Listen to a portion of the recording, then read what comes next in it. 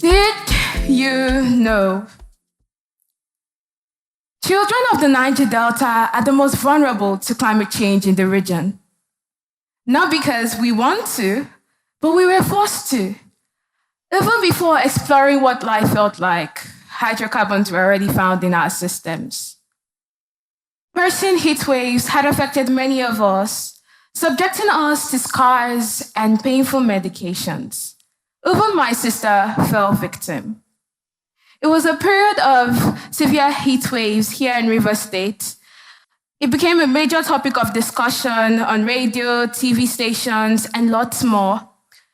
And lots of children, not just my sister, suffered. Their skin red, lots of rashes, and the usual powder couldn't cure it. That's not all. There's food scarcity, there's malnutrition, and learning environments are being disrupted every single day due to floods and severe temperatures. Now, don't get me wrong, I'm not quoting the impact as science has said. I'm telling you a daily reality faced by many of us. Each day, we are seen as weak, vulnerable, and all sorts of words to describe one who demands sympathy. It is true that we are indeed vulnerable, but vulnerability does not mean weakness. Sometimes it's a door for new ideas, opportunities, and powerful solutions, despite one's age, background, or personal state. So it's a massive war here in the Niger Delta. The clock is ticking. Many organizations are working towards clean energy and greener revolutions. Advocates, leaders, professionals, everyone is fixing the broken pieces. Solutions are being crafted and approved. But when a 10-year-old from a Niger Delta marginalized community presents his ideas to the council, he's met with praise. They say he's intelligent, he's smart, he's one of a kind, he's more capable than his peers. But his idea, his solution is dismissed, termed as inexperienced, and then a thumbs up for trying. This affects him and many other children, believing that climate change, UN SDGs, the whole environmental concern is meant only for adults. This is one of the many problems that intersect between a child and the environmental concerns and the whole climate movement. At least the previous state was better. The child had an idea to present. But in some cases, we do not even involve children at all, and they lack a sense of environmental stewardship. This leads to climate illiteracy.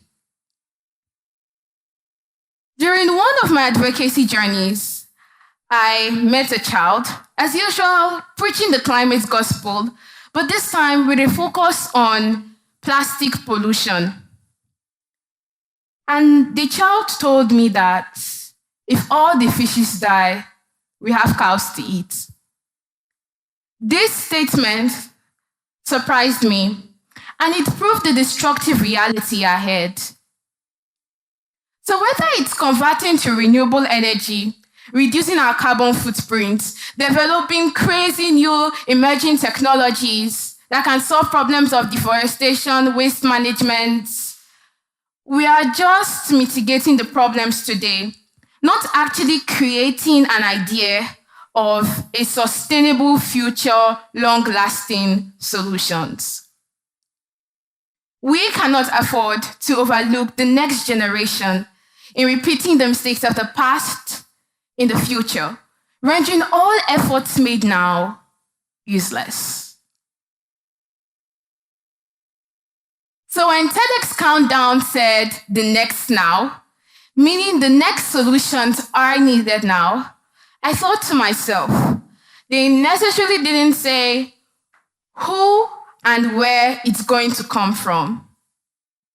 So why see the children of the Niger Delta as just vulnerable? Why not see us as the next key to revolutionizing the climate movement? Who said a 7-year-old can't break environmental concepts?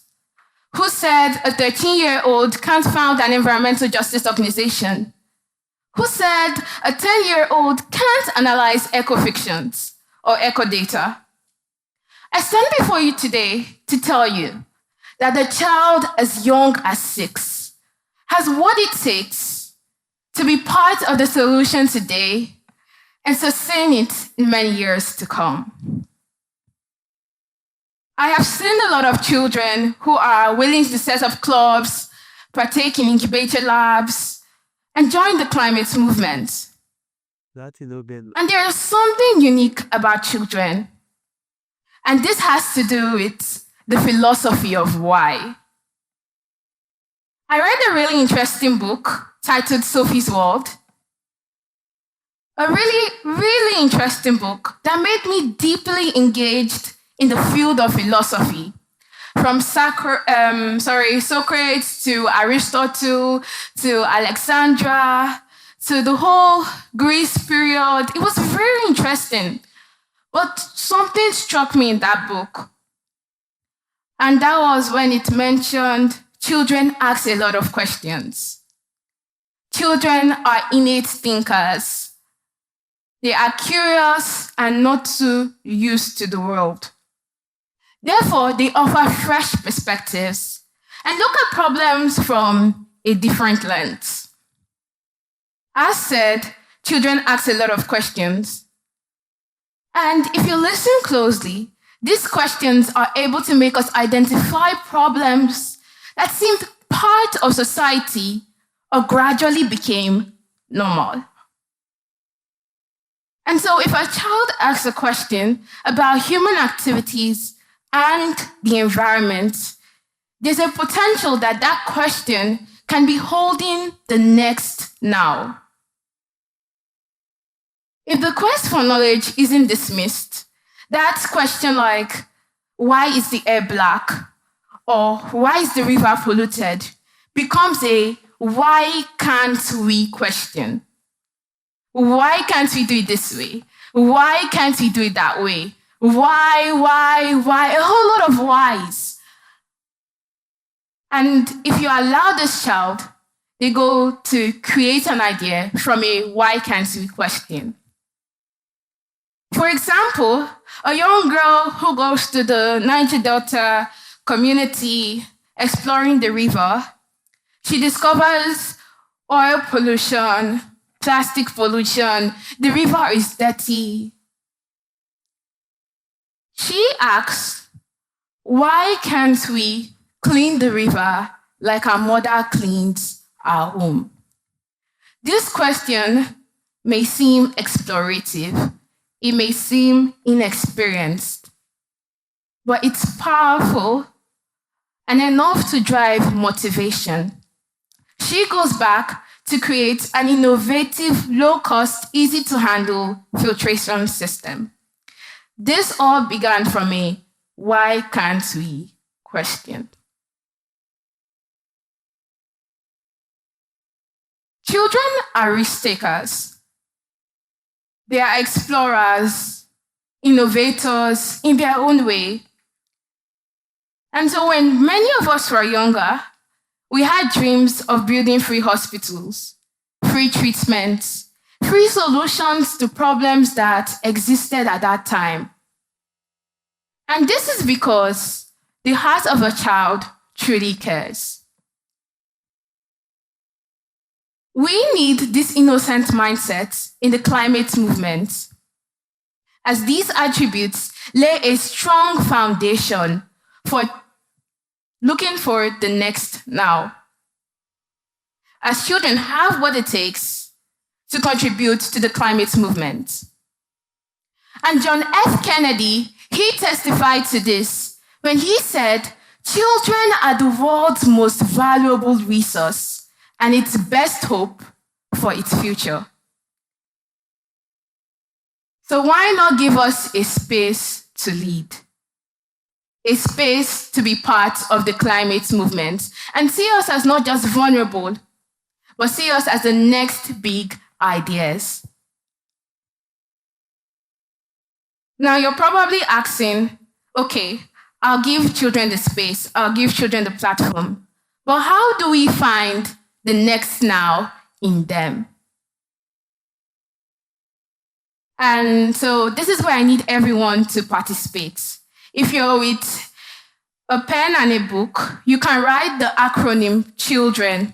Just write CHILDREN down.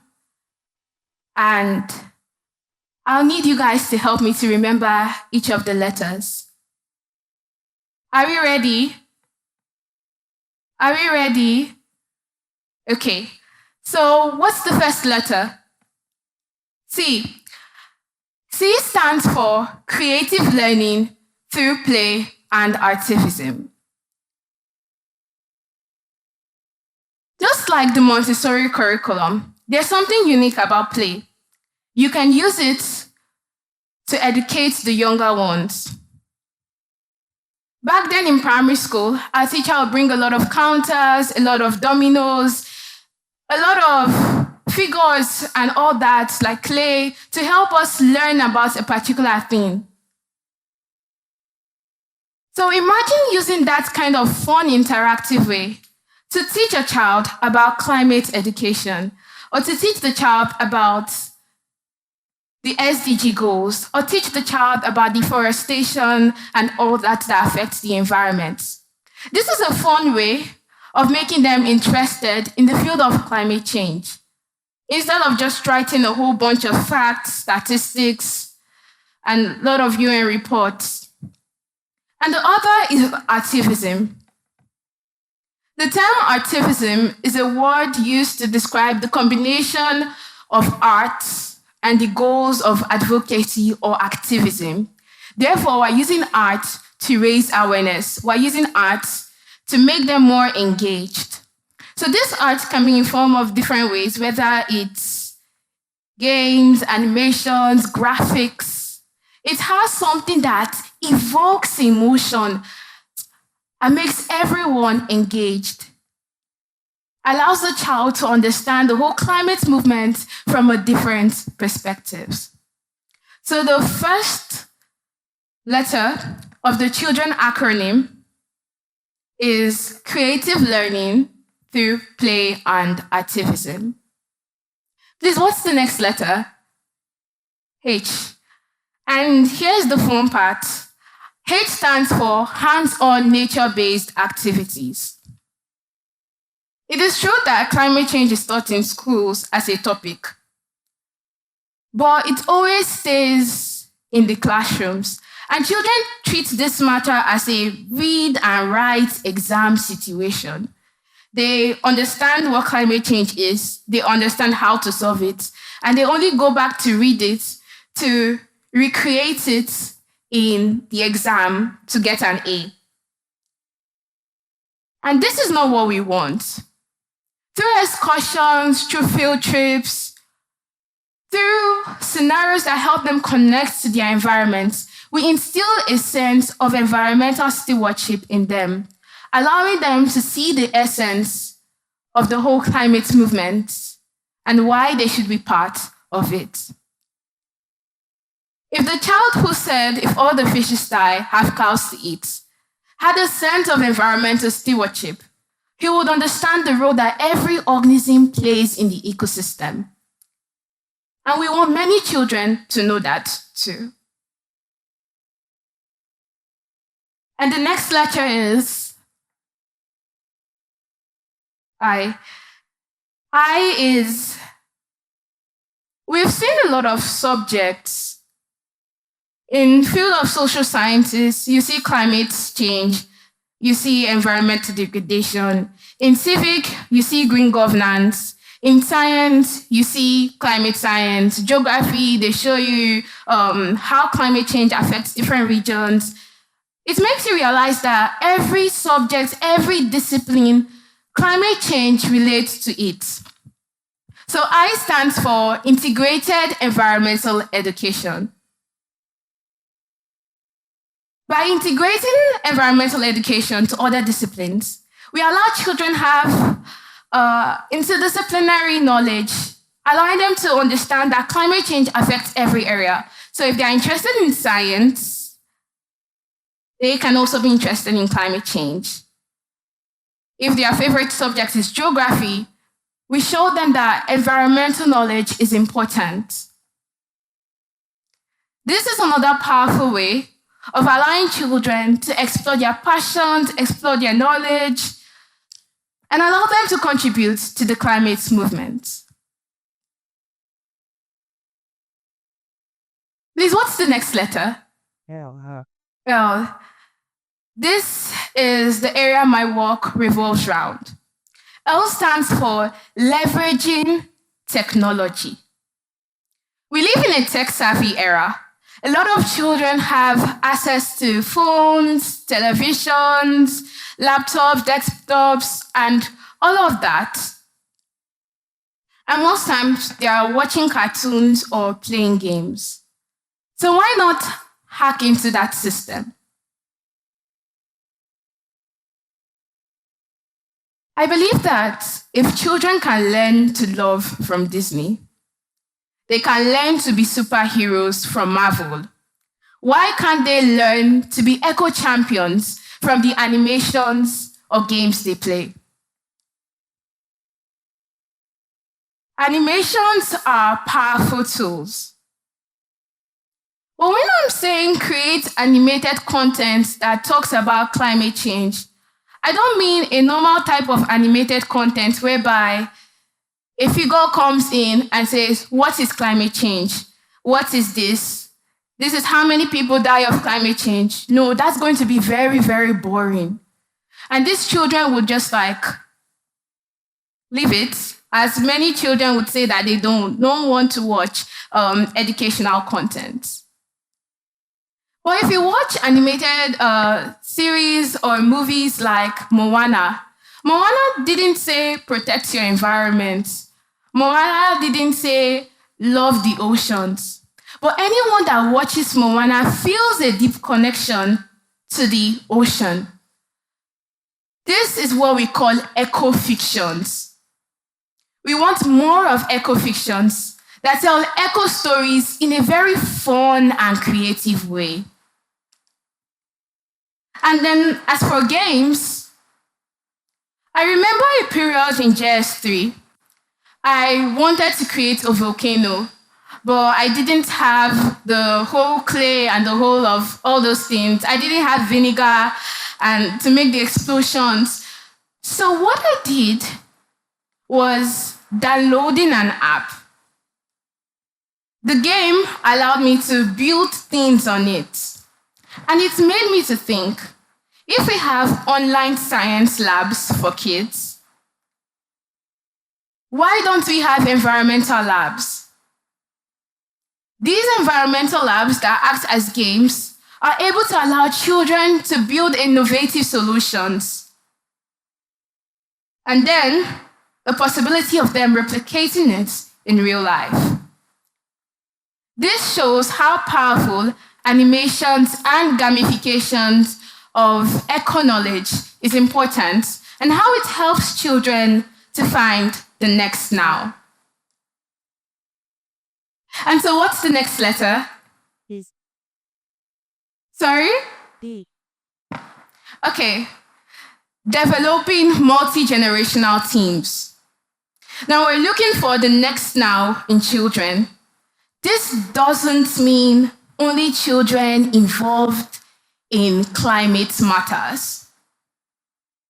We need the vibrancy of young people, the explorative nature of young people, but we need the knowledge of the elders, their guidance, and making sure that we are fostering collaboration despite age. And this reminds me of the UN SDG Goal 17, which is Partnership for the Goals, indicating that no matter your background, your personal states, and even your age, everyone has a role to play. So by developing multi-generational teams, we are encouraging children, at the same time making sure that everyone has a role to play. And the next letter is R.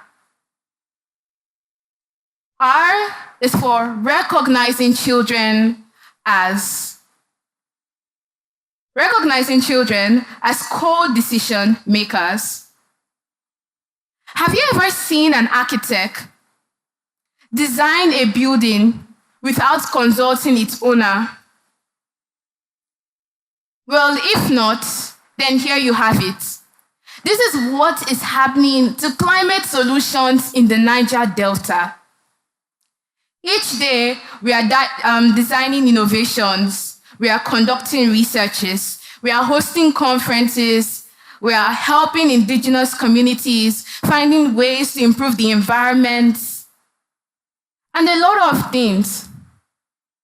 But children who live with this problem every single day are not involved.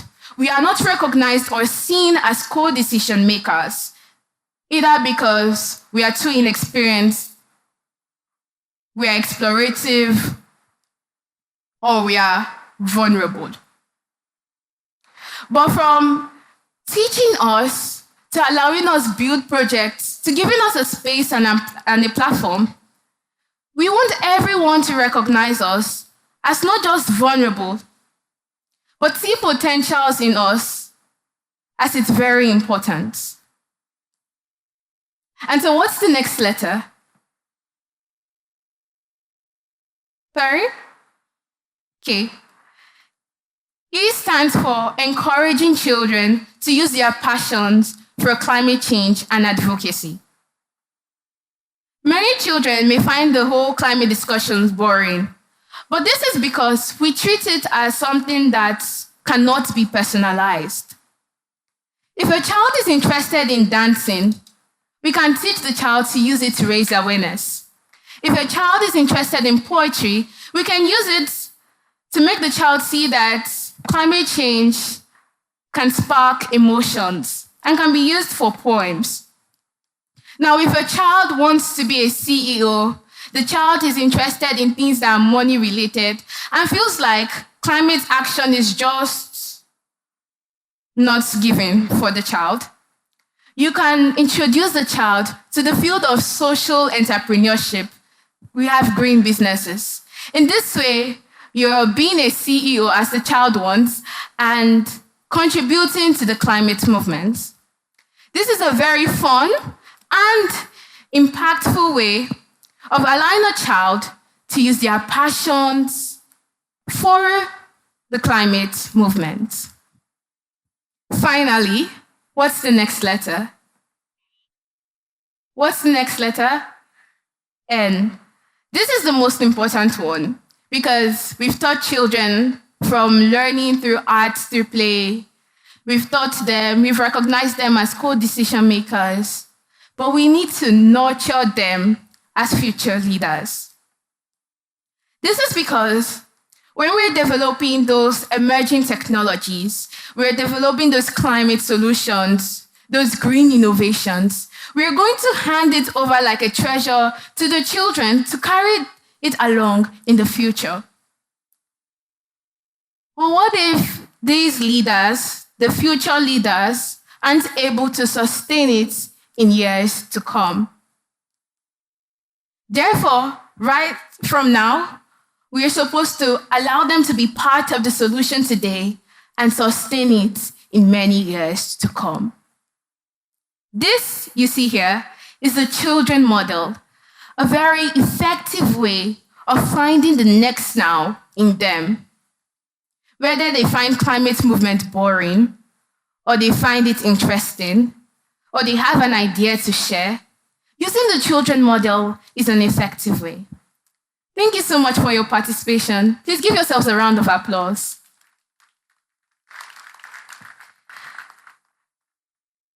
So, in conclusion, because of the philosophy of why, because of children's explorative nature, and by using the children model, we were able to find the next now in them. So don't just see us as vulnerable. Don't just see us as not capable to creating a change. Don't just see us as case studies for researchers. See us as potential solutions, as the next now can be found in a 7-year-old from a Niger Delta marginalized community. And before I leave the stage, I'd like everyone to say Gen Alpha can still make a change on the count of 3. 1, 2, 3. Gen Alpha can still make a change. One more time, please. Gen Alpha can still make a change. Thank you, and remember to involve us.